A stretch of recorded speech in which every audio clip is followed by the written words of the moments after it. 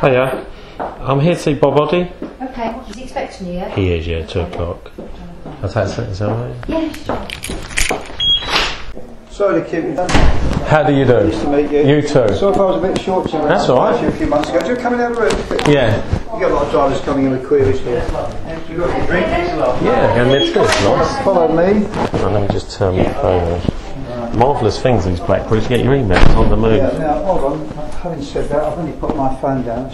Set up on that corner there. So what did I do with that corner?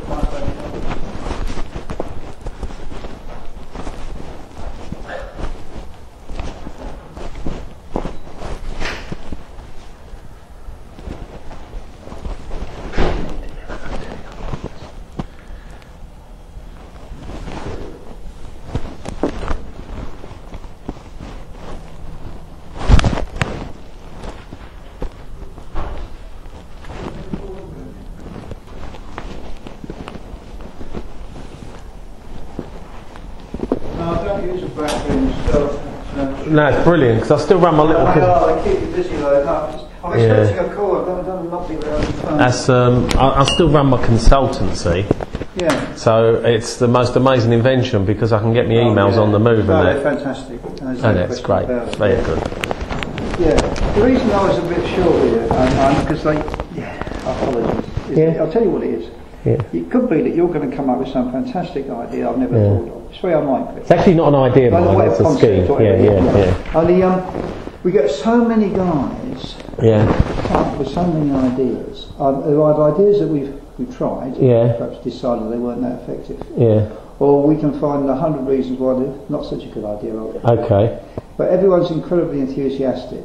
And sometimes if I'm a bit under pressure, I can be a bit short with Yeah, no, that's all right. So I'm intrigued to hear what you've got to say. Okay. Well, I think, can I waffle for a second? Because you'll understand where I'm coming from. I'll listen to you waffle. I went into the taxi trade as a way of, if you like, getting out of the real world. Still think so, but I've been at the top end of certain businesses, small businesses. I've got an MBA. I still lecture, actually. I still run small consulting. The idea was give it all up, drive a taxi around London, listen to Nick Ferrari and enjoy my rest of my life. Yeah, why not? It's not that easy. But it didn't happen because you can't keep your head down. And then some months ago, I was sitting on a taxi rank outside one of the hotels, the Marble Arch Thistle, and I'm watching minicab after minicab coming again. And now I've got an economics degree, and I'm thinking there's something wrong here because they go into the airport. They want to get in my cab. It's going to cost them 50, 55. They're like, it's going to cost them 60 quid.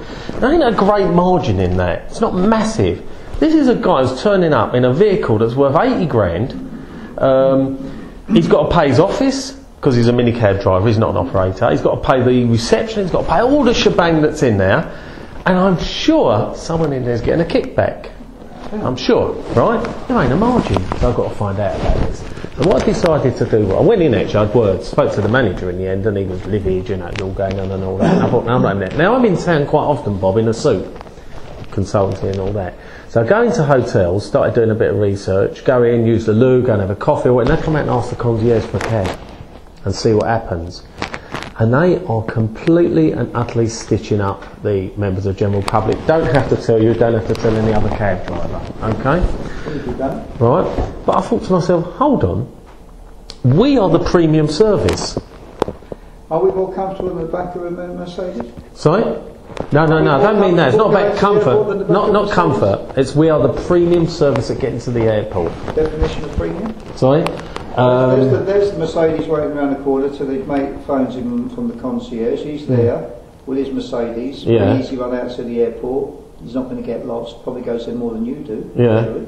So why are we a premium service? Because we are the iconic thing. No. Hold on. No. Because but I've been using these taxis when I've been in London for 2 days. Now I just want to get to the airport. Right, hold on. When I started up my pest control company a long time ago, the way that we got business is we went in and we undercut what the general public saw. What the general public and business saw as the premium service, which was Renzakill. Again, they weren't the premium service, but they were the perception of the premium service, right? Okay. And we went on. Now, if we would have gone in and we would have said, we're going to charge you more than them guys, we want to make a business. So, how are they doing it? The way they're doing it is they're lying to the general public. And this is where I'm going to come in with the easy bit, my scheme, my idea, my mad idea or whatever, yeah? They're lying to the general public. So what I did was I went into a hotel in London and I said, I need a taxi and I've got to get down to City Airport, okay? Looked like a businessman, well, I am dressed in a suit or whatever. Can you tell me how much a cab would cost? I actually said, can you tell me how much a black cab would cost? Now I know it's going to cost me about £40, £45 because I drive one. He said, well, a black taxi, one that's outside, will cost you about £75. Otherwise I can hire a private car for you or I can get you another cab and it will cost you £65. Well, I'm not an idiot, I'm going to take the £65. So there's an in here, there's now an in because there's lying going on, okay? Did the same to go to to Heathrow, Terminal 1, and they asked for £85 and told me that a black taxi would cost you £90. It's just interesting, I've just come back from New York and they did exactly the same. On every New York taxi, there's a sign on the side of the taxi, every New York taxi, yellow cab, fixed fare, Manhattan to JFK, $45. The maximum they can get for a minicab, they call them whatever, sedan, saloons or whatever, is $55. Okay? That's the maximum they can get because you've got to be an idiot to pay any more than that. Now, they're lying. Now, this is where the in is, in my opinion, Bob. Yeah? Now, I personally, for this little idea I've got, and I will do it eventually somehow, find someone that will do it with me, is I don't care about all these cab drivers on rank. I do, but for this purpose, I don't care about cab drivers that give a dropsy to the doorman and all that. I can't deal with that on this thing. And I don't care about minicabs that go from Hampstead to the airport for 40 quid or whatever. You know, the local guy that picked you up at your house and all that. It's not our trade. Yeah, it's not our trade. It's nothing. It's not our field. But central London is us and everything, and people are charging up to double what we charge. Now, this is my idea of getting the business back, okay? I'm not sure if it's helped at the Thistle at Marble Arch. You know the hotel, yeah, the one on Bryanston Street. I'm not sure if it helped there, but I had a... 44 years. Oh, okay. I had a long conversation with... I don't know about it, I can assure you. I had a long conversation with one of the duty managers, right, long meeting, and he assured me that it's going to change. Because I didn't come to him and say we're cheaper. They've been telling me that for 20 Hold on. years. Didn't come and say we're cheaper, we're better or whatever. What I said to him here is if you do not change this, I'm going to expose you.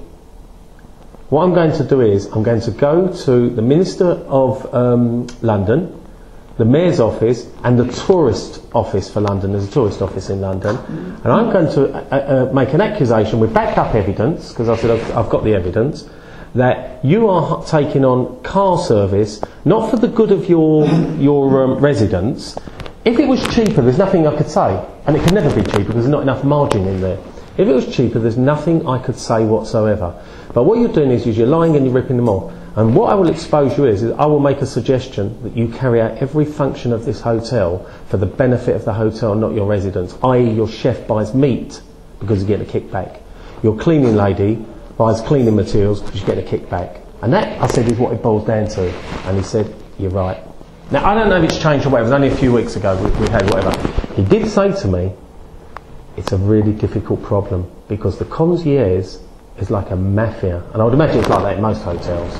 He says, I don't know how to deal with it, but I'm going to deal with it. No, it happens. And I think that's the angle we've got to come at. And also, I think that our old boys at the airport, I don't put on at the airport, I don't understand that, putting it on at the airport is like a separate world to me. It's not what I did on the knowledge, but anyway. But I know a lot of old boys because I've got a lot of old uncles in the trade, and they put on at the airport, and I meet a lot of them down the Royal Oak, and I said, would you guys like give out a leaflet when you pick up a fare? Cab back from the airport to Terminal 1, £50 to £60. If you want to get a private car, get one. It's got to be worded properly. If you want to get a private car, get one, but don't pay any more than £50 to £60. That would stop overnight because there's no margin left. The driver's not going to go up there with an £80,000 Mercedes, is he, for £45? Because Gorman wants his kickback, and so on. I think it's, I can't, honestly, Bob, I can't see it losing if it's done in the right way. Getting this PR and this publicity in, getting that, getting the mayor's office on side and so on. No one wants to see these people being ripped off. They tried it on me in New York, the hotel staying out.